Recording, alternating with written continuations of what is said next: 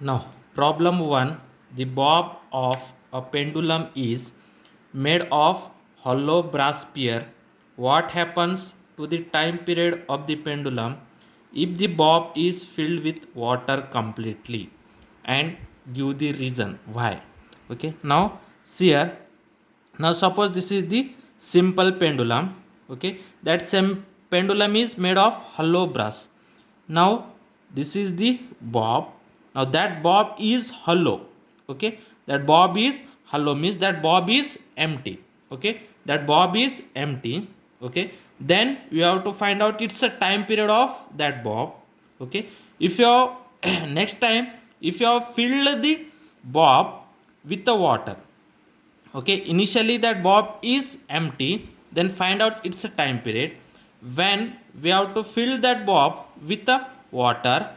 Okay, then find out its a time period, then what is the relation between initial time periods means when the bob is hollow bob. Okay, and next time when we have to fill that bob with the water, then what is the change in its time periods. Okay, now we know that the time period of simple pendulum, the time period of a simple pendulum is, what is the time period of simple pendulum? T is equal to 2 pi under root L by G.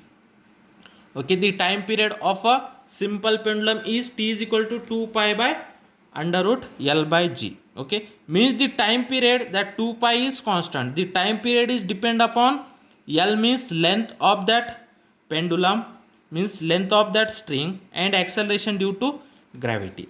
Okay, means in that case, okay, from that formula, that time period T is equal to 2 pi under root L by G, means if the length is changed, time period is changed. If acceleration due to gravity is changed, time period is changed.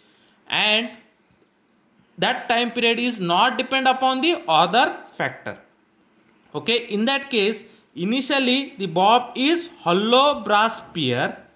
Okay, now next time we have to fill that hollow brass sphere with the water, means the mass of that bob is increased, the mass of the bob is increased, but the time period of that simple pendulum is not depend upon the mass. The time period of that simple pendulum is not depend upon the mass. Therefore, when we have to fill the water, when we have to fill that bob with water, then there will be no change in the time period, because the time period of a simple pendulum is not depend upon the mass. Okay, in that case mass is changed, but that time period is not depend upon the mass. The time period only depend upon a length and acceleration due to gravity. Okay, means then when we have to fill that bob with water, there will be no change in the time period, because the time period is not depend upon the mass. Okay, if the hollow sphere, if the hollow brass sphere is completely filled with water, is completely filled with water, then time period of then the time period of simple pendulum,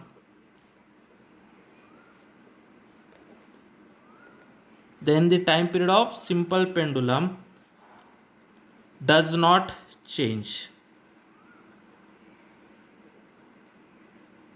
Okay, means whatever the initial time periods, that the time periods of a hollow brass sphere is there, when we have to fill that hollow brass sphere with water, then there will be no change in the time period, or that the time period of a simple pendulum does not change. Okay, because what is the reason? Because the time period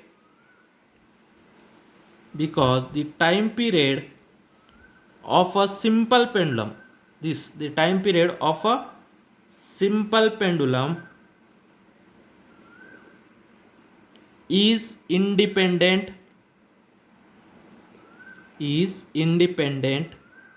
independent means not dependent, means not depend on a mass, is independent of mass,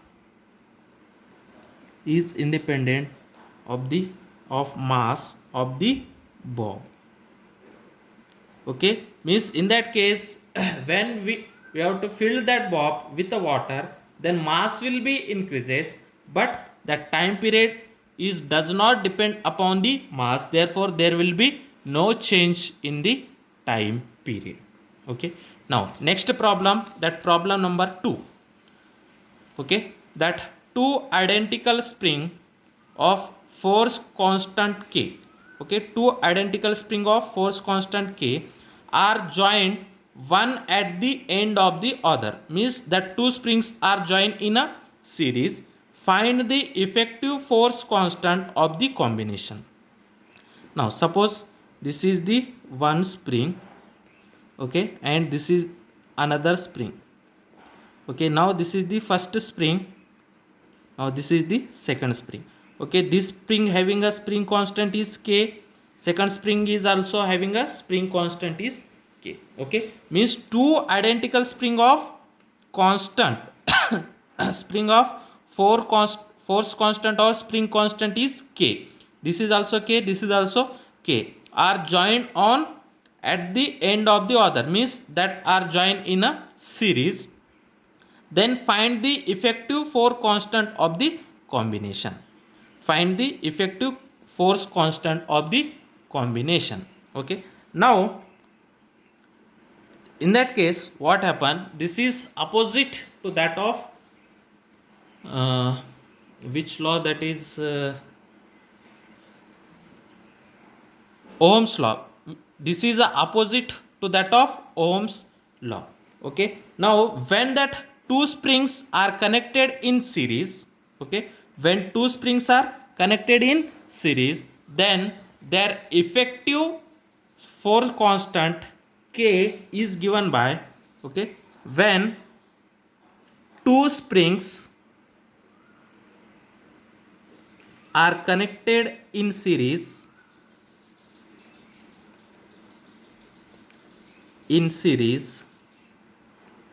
then okay, then 1 by K equilibrium, okay, 1 by K equilibrium means that is a equilibrium of a force constant, 1 by K equilibrium is equal to 1 by K1 plus 1 by K2, where K1 is the spring constant of first spring and K2 is the spring constant of a second spring. Okay, then from that what happened, 1 by K equilibrium is equal to, we have to make their denominators equal, means that is K1 into K2, then this is equal to, means K1, this K1 K2 divided by K1 means that is K2 plus K1. Okay, then we have to find out that effective force constant, that is K equilibrium. Okay, the effective force constant K equilibrium, then this is a 1 by K equilibrium,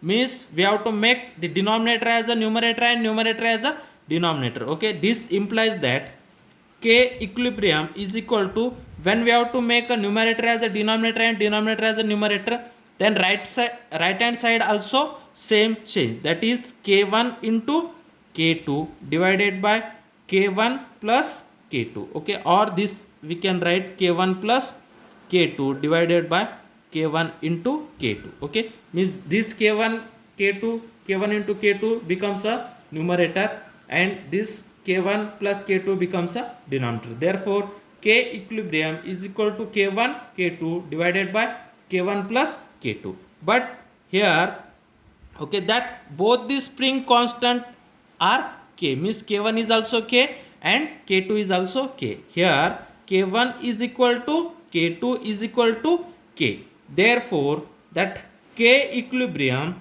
is equal to, in place of K1 we have to put a K, in place of K2 we have to put a K. Therefore, K into K divided by K plus K. This is equal to K into K means K square divided by K plus K means 2K. 1K cancel. Then this is become K by 2. Therefore, the effective force constant is K by 2. Okay. Therefore, in series, effective force constant is K by 2. Okay, effective force constant is K by 2. Okay, means the effective force constant is K by 2.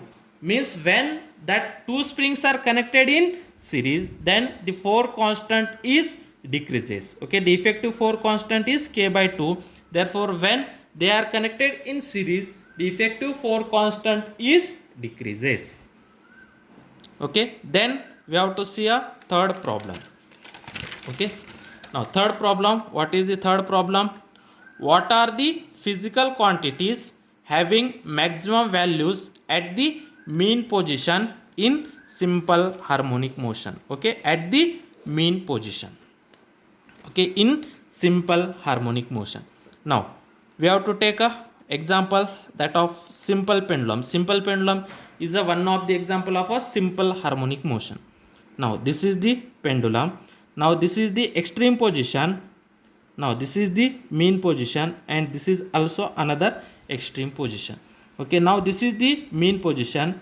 Okay, this pendulum can be oscillates about its mean position. Okay, now this is the origin. Okay, this is the plus A and this is the minus A. Okay, now we know that in simple harmonic motion, okay, at mean position x is 0. Okay, means its a displacement is 0. At mean position its a displacement is 0. Okay, at mean position its a displacement is 0 and velocity is maximum. Means that bob can be oscillates like that. Means at mean position that bob can be travel with a maximum velocity. Means that bob can be travel with a high speed. Therefore, speed is maximum at a equilibrium position, and that displacement x is 0. Okay, x is 0 and that displacement is maximum. Sorry, velocity is maximum and displacement is 0. The displacement is 0 and velocity is 0 at the mean position. Okay, at the mean position velocity is maximum, displacement is 0. Okay, therefore what are the physical quantities having a maximum value in the mean position? Okay, in the mean position displacement is 0. Okay, and velocity is maximum. Therefore first quantity velocity is maximum. Okay, means at a mean position velocity is maximum, displacement is 0. Okay, now acceleration. Okay, acceleration, do you know that acceleration is equal to minus omega square x? Okay, acceleration is nothing but minus omega square x. At mean position x is 0 means acceleration is also 0. Okay, means displacement is 0, velocity is maximum and acceleration is also 0. Okay, then you know that potential energy. What is the formula of potential energy? Half k x square. Okay, when x is 0 means potential energy is also 0. Okay, at mean position x is 0, therefore potential energy formula half k x square. Therefore potential energy is also 0. See here, displacement is 0, velocity is maximum, and acceleration formula, acceleration a is equal to minus omega square x, means acceleration is also 0, and potential energy formula half k x square. When x is 0 means x square is also 0, therefore half k into 0 means potential energy is also 0. Then kinetic energy, what is the formula of kinetic energy? Half m v square. Okay, v is maximum, velocity is maximum. Therefore kinetic energy is also maximum. Okay, velocity is maximum, half constant, mass is also constant, velocity is maximum means kinetic energy is maximum. Therefore at mean position displacement is 0, velocity is maximum, acceleration is 0, potential energy is 0 and kinetic energy is maximum. Therefore what is the question? What are the physical quantities having a maximum value at the mean position? Therefore velocity is maximum and kinetic energy is maximum. Okay, therefore, okay, what is the answer? The velocity and kinetic energy values are maximum at the mean position. Therefore the velocity and kinetic energy are maximum values at the mean positions in simple harmonic motion. Okay, the velocity and kinetic energies are maximum values at the mean positions in simple harmonic motions. Okay, this is about a problem third. Okay, now similar problem, if they can ask that, okay, if they can ask that, okay, which are the minimum values, okay, which are the minimum values or zero values at the mean position, then your answer becomes displacement is 0, acceleration is 0 and potential energy is 0 at the mean position. Okay, means at the mean position velocity and kinetic energy values are maximum, displacement, acceleration and potential values are 0 at the mean position. Okay, if they can ask that at extreme position, okay, at extreme position which values are maximum, okay, here in that question they can say that mean position. If they can say that at extreme position which values are maximum, okay, at extreme position displacement, that x is maximum, okay, and velocity is 0, okay, x is maximum, velocity is 0, okay, then at extreme position, okay, then at extreme position acceleration, okay, you know that acceleration is equal to omega square x, okay, in that case x is maximum means acceleration is also maximum, okay, then potential energy half k x square, x is maximum, therefore potential energy is also maximum, okay, then what is the kinetic energy? Half mv square, velocity is 0 means kinetic energy is 0, okay, means at extreme position, if they can say that at extreme position, okay, which quantity is maximum? Displacement is maximum, acceleration is maximum and potential energy is maximum, velocity and kinetic energies are 0 at the extreme position. Okay, if they can ask question, which type of question they can ask, we have to easily find out. Okay, means at extreme position displacement is maximum, acceleration is maximum, potential energy is maximum, velocity and kinetic energy are 0 at the extreme position, and this is about the mean position.